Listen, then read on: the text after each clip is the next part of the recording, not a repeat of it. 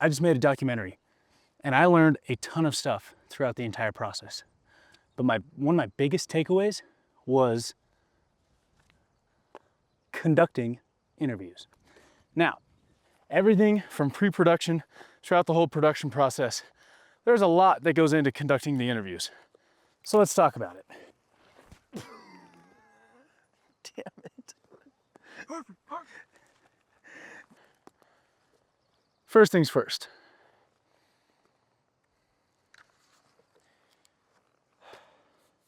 What is first? This is the furthest I've gotten. When thinking about what interview questions you're going to ask, obviously your interview questions have to tell the story of what you're trying to tell. But one of the most important things I've learned is that you have to take a step back and think about what questions you may not think are important. And this is because when you're creating a story, when you're in pre-production, when you've met these people, when you've been talking to them sometimes for months, you get really close to them and you start to learn a lot about them. And when you're conducting interviews, you have to take a step back and conduct them from a stranger's point of view. You have to get rid of everything that you've learned about these people and say, what is it that a complete stranger has to know to make sure that this story is able to be told? Yeah. Strangers. That's probably the number one most important thing that I learned from a great friend, Emily Segura Mays, when we were making a short film about the illegal wildlife trade that runs through Vietnam. Number 2. That was a shitty 2. Oh, no going back now. Conducting the interviews in a one and done scenario is likely not going to happen. When I was creating my documentary, I thought that I could go into an hour or 2 hours of shooting an interview and get everything that I needed to. But again, going back to the first point of I knew these people, I might have missed some things that I thought we covered, that I thought, everybody would know, and they didn't. And so when going back through the interviews, I realized that we were going to need a second and sometimes third interview with one person just to be able to cover all the bases. And so going into this project, thinking that I was going to be able to cover all the bases with one interview session was naive. And that was okay because it was really my first time conducting interviews for a project this large. But even on smaller projects that I've been a part of now after this documentary, it's become pretty clear that a one and done scenario is few and far between. Number 3.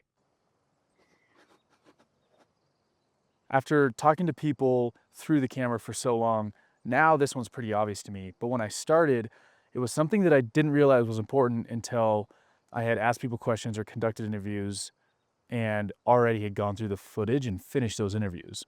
What I'm talking about is making sure that the interviewee asks the question back to you when answering what your question is. For example, if you ask someone, what's your name and where do you live? You don't want them to say, I'm Wes in Flagstaff. You want them to say, my name is Wes and I live in Flagstaff, Arizona, because that gives the audience the context that's needed. Number 4.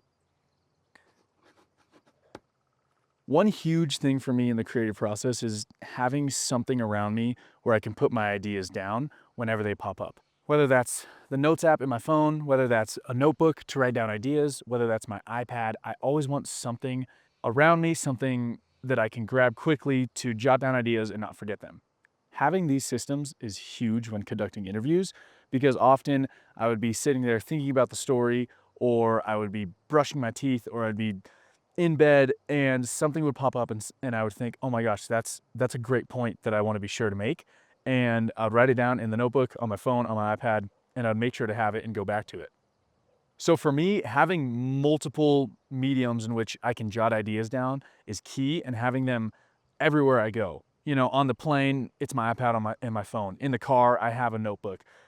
When I'm laying in bed late at night thinking of ideas, it's all of the above. And so having all of these systems in place to where all of my ideas can go down, I can refer back to all of them, and I can work them into the production process if needed, is a huge thing that I've learned just over the years in general. Number 5, last one. Number 5 relates to number 4 in that having all your questions, having all your ideas down, but make sure to have them all down in one place, right? This might seem obvious and a no-brainer, but there were so many times where on a plane ride, I wrote down a few questions that I wanted to ask on my iPad, and then we got to the interview and I only had my phone and I didn't have those questions. And that honestly happened to me a few times within this documentary process. And so one huge thing is having one mothership of questions and you have them all there so you can always refer back to them and you can ask them whenever they come up, right? And so for me, this is Milanote because Milanote is on my laptop, it is on my desktop, it is on my iPad, and it's an app on my phone. And so wherever I am, I know that my questions will be on a doc right there and I can pull them up whenever. You know, you could use Microsoft Word, Google Docs, and iCloud Notes, whatever works for you. Just make sure that when you might have these interview questions all in different places or might think of them at different times, make sure that you have one base document that holds all interview questions that you have asked and that you need to ask. Please like this video, subscribe for more creative content, everything. Please like this video and subscribe. Oh my God. Give it a subscribe. Yeah. Dude, just fucking smash it. All right, then we're done.